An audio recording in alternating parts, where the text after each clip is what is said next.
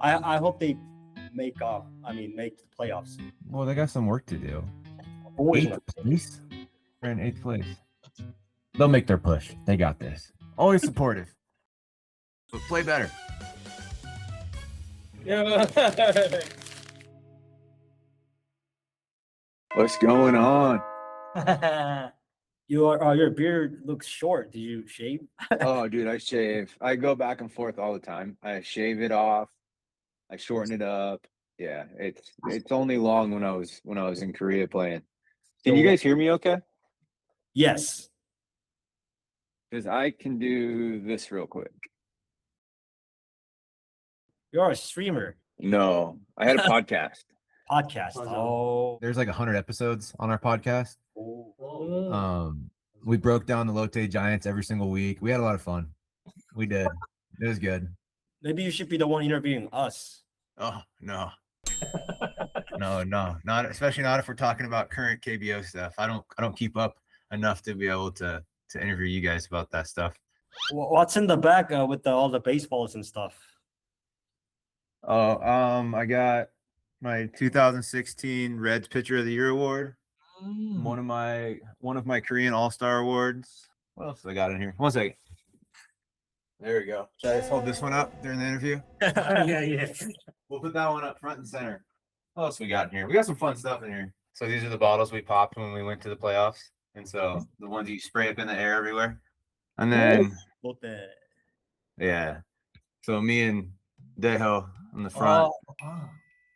And then everybody else. If you look at those autographs, could you tell which one's which? Nope, not at all. Yeah. Not at all. Yeah, way too many. So talking about your life, could you talk a little bit about Yeah. Hung up the cleats a year ago. My wife and I had our second son a year ago in January, and he was having some health issues, and I was playing in Mexico City, and it was just kind of in the wrong spot for me. I wasn't locked in mentally. It wasn't really there. Hung it up, decided it was time, and the first thing I did is came home for a few months, and then I started I had 1 year of college left, so I went back to University of Oregon and I finished my college degree. So I graduated about 4 weeks ago, and now I'm just kind of waiting to see what's next in life. You say you're coaching students right now, right? I was last year. Unknown as to what's going to be for next for me. Welcome to the society. Yes, thank you. My son Jackson told me I was finally a grown adult now with a college degree. So Jax, right? He also plays baseball. He's good. He's left-hander, hitting and throwing. Plays a lot of outfield. He loves the sport and is learning like the real things that go into it, like the life lessons that you learn. It's just awesome to watch him grow into that. The glasses of Jax remind me of Park Se-hoon. Oh yeah. Yeah. Hopefully Jackson's as good as he is, and we'll be set. Does he know that, like, what you accomplished in the KBO and Major League? Not yet. I mean, yeah, no, he understands it. We were watching the Major League Baseball All-Star game was on TV tonight, and he understands that, like, I know a lot of those guys that are playing in that game kind of thing, and he understands like how I know them, and but he hasn't quite gotten it yet that like what I was able to do for 17 years was not normal, and that's okay. I'm not trying to be the one that ruins that for him. Right. Oh, talking about an All-Star game that you just mentioned, KBO actually just had an All-Star game as well. They do anything fun? They do like fun games and. Oh my gosh, what is he doing? Is he like a dog? So dog is actually Hwang Sungbin. Okay. What is he doing? What is this? And him, like shrimp? It's ice cream, Korean ice cream. Oh, okay. Kimjinu? No, it's not. No, it's not. Yes, it is. That's awesome. That's awesome. What would you have, dressed up as in 2020 if you had a chance? Probably would have had to been. Oh, well, I'm from Oregon, so I should have dressed up as a tree. That's great. How was, Kim Jin-wook? Like, what was it like as a player? but he was just so young. But you could like see the athleticism. You could see what it was gonna be down the road. I got to see the work behind the scenes, right? I got to see the work in the weight room. I got to see the way the guy took care of himself. And it doesn't surprise me that he's shoving for them. I mean, I pulled it up right here. I got him 94 and 2/3 with a 2.95, which is unreal.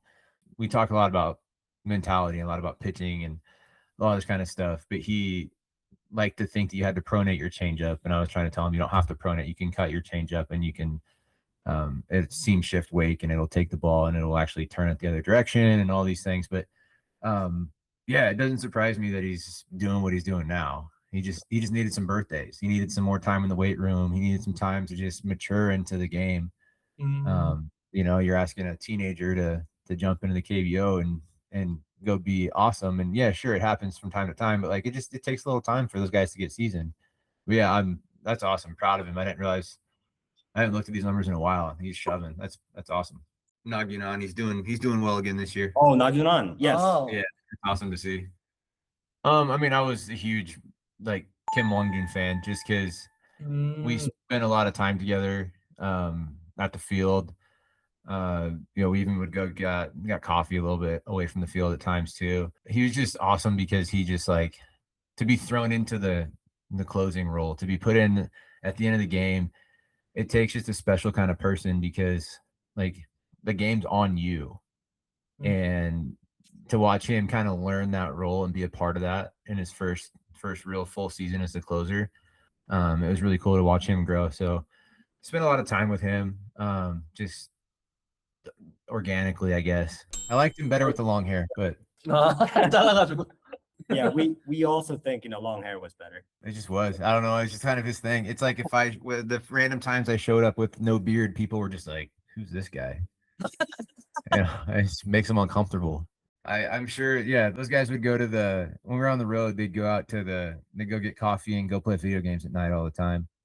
So I figure they still definitely that hasn't stopped. I know they're still going and playing League of Legends everywhere. That was Juntei's favorite thing. Apparently, he was the best. So you played with him when you were in Korea, right? You guys all played together. No, I didn't play League of Legends. I would hang out, but I But didn't you go played play. COD. You played COD. I would play Call of Duty. Yeah.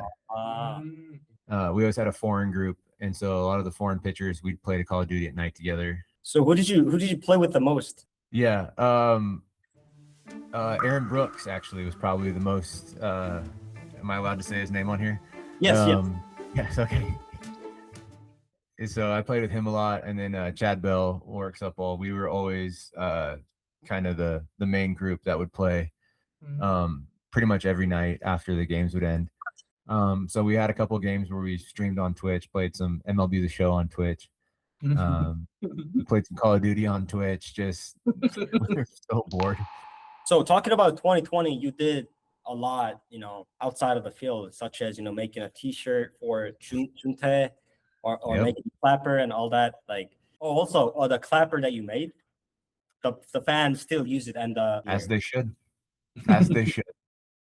The Juntei T-shirt, like just purely out of fun because the guy was so incredibly serious that I just was like, hey, let me make this shirt and walk into the field one day with it. That's like, there's nothing like deeper behind it. It's just having fun.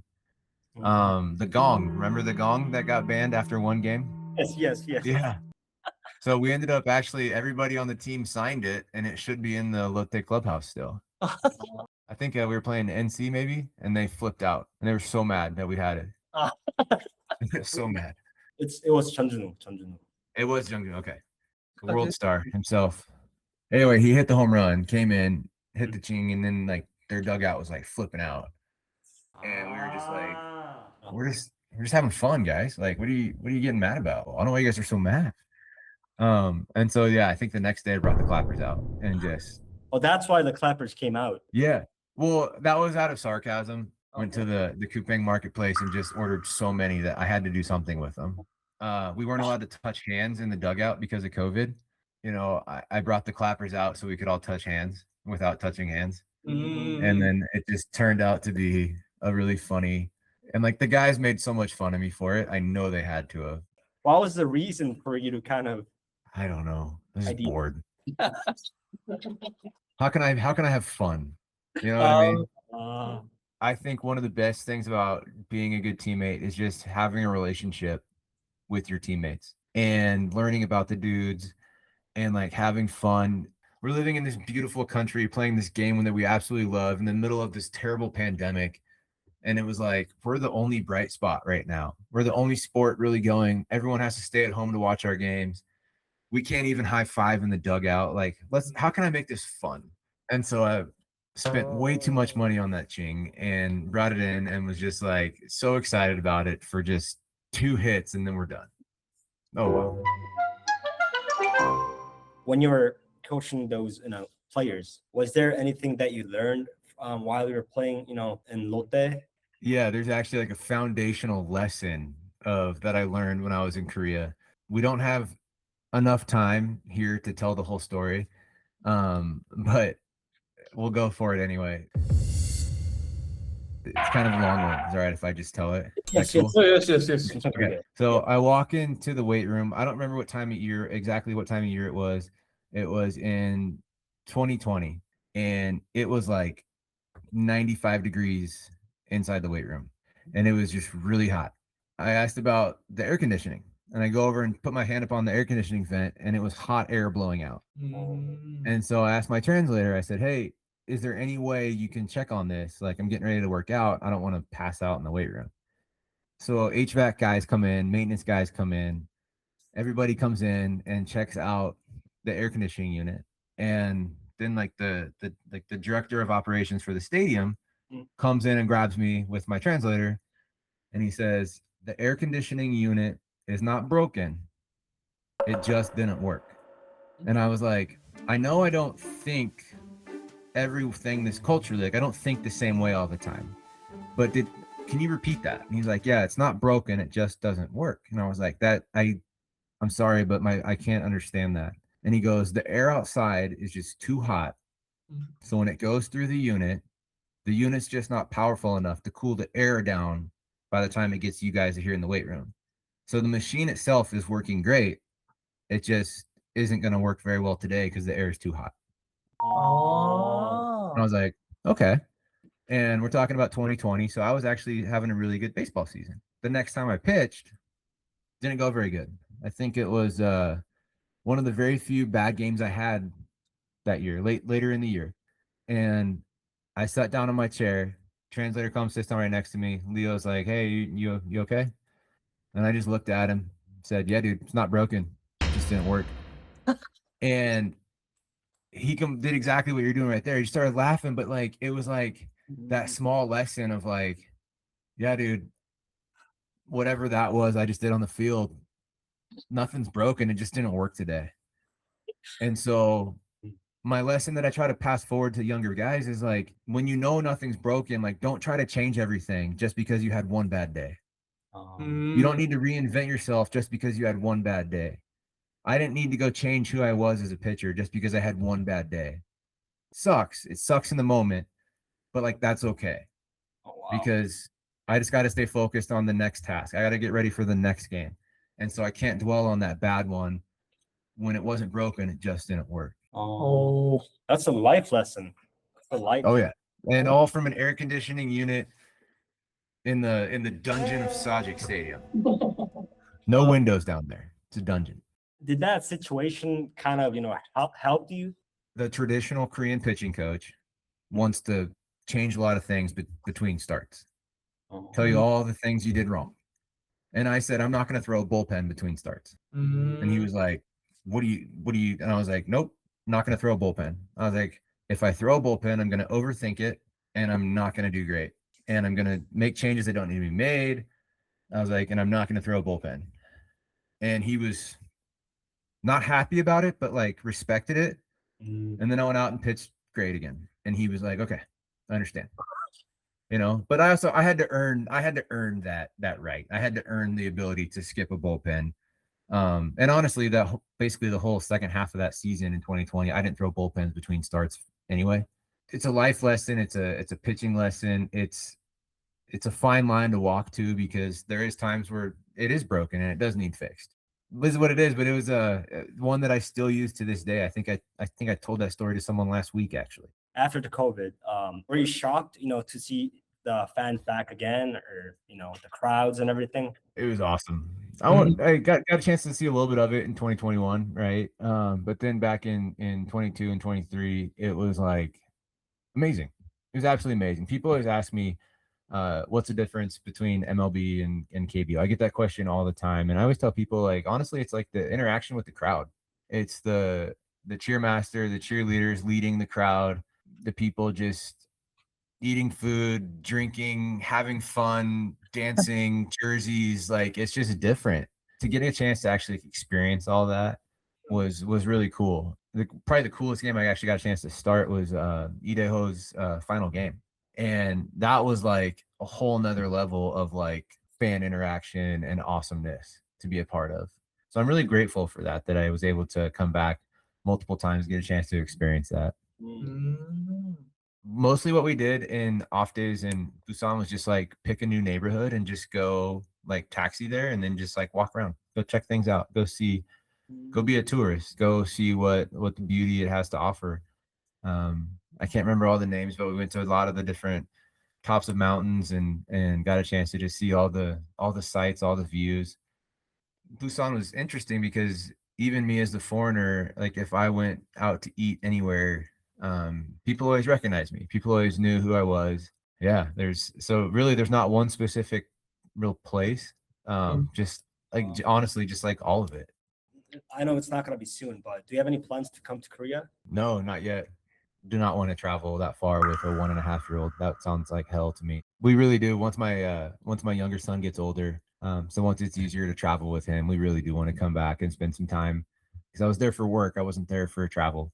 And then to come back and spend some time in Busan and like actually like just kind of be there for a week or two would be amazing. And throw out a first pitch or come to a Lotte game and sit in the stands and watch. Like there's so much that how much gratitude that we have towards that specific community, but the country as a whole. This means a lot to my family. It's we talked for about an hour. Perfect. Could you send a video to the Okay. Lotte players? So say, hey, what's up, Lotte dudes? Miss you guys. It's been a couple years. Still love you, still respect you, still appreciate every moment I got to spend with you guys in the locker room, on the field. Yeah, dude, just guys keep pushing through, keep working your butts off, and hope to see you guys in the championship eventually. I mean, that's the goal of the whole thing, but I know I need to do a better job of following along to support you guys. But nonetheless, when I do check in, like I'm proud of each and every single one of you guys. So keep going. I hope they make the playoffs. Well, they got some work to do. Always 8th place? We're in 8th place. I have like dual monitors, so like this one's over here. Yeah. Well, I see they're only 4 games back, so yeah. They'll make their push. They got this. Always supportive. But play better. It's not easy to be in the KBO, in the big leagues. And so it's like it's hard to be there. And even if they don't have this massive success, I'm still very proud of them for being there for so long. Any last message to the most passionate fans of baseball? Yeah. I need every one of you Lotte fans to go out and buy more clappers and make the stadium even louder in remembrance of when we brought those into the dugout for the first time. But thank you guys for just your 4 years of support. Never felt more loved as a ball player than when I was in Busan and getting a chance to be a part of your organization, because it is yours as fans. Like I got to wear your jersey. I got to represent you guys on the baseball field, and that love and support was shown to me the entire time I was there. And I know I've said this many times, but it's because it's true. Like I'm forever grateful for you guys as a fan base, forever grateful for the way you welcomed me and my family, and just all the cheers you guys gave me. It really showed me like what baseball is all about, and what it was just so grateful I got a chance to be a part of that. And your guys' stadium, and your guys' city, and your guys' league, and your guys' country. So thank you guys, and forever Lotte fighting. 감동입니다. Okay. Appreciate you guys. Take care. I'll talk to you next time. Take care. 감사합니다. We'll be talking to Dixon Machado next week. So what should we ask him? Please use his full name, Dixon Javier Machado Moreno. When you walk into this baseball stadium, you know how they have like everybody's names on the banners and the posters. And so it was me and Dixon, like the first two on like the right side, I think it was. And they had Daniel Steven Dan Straley. Oh, Okay. full name. And then Dixon Javier Machado Moreno. And we were like, they went like full passport name for you, Dixon. Like they just they really did it. Oh, so I did it was not just know that. I thought it was just Dixon. Yeah. and Dixon Machado. We will do that. Yeah. Machado. Hello. Yeah, you got it. Machado. Dixon Javier Machado Moreno. You got to get him with that. He'll love it. All right. Hola, Dixon Javier Machado Moreno.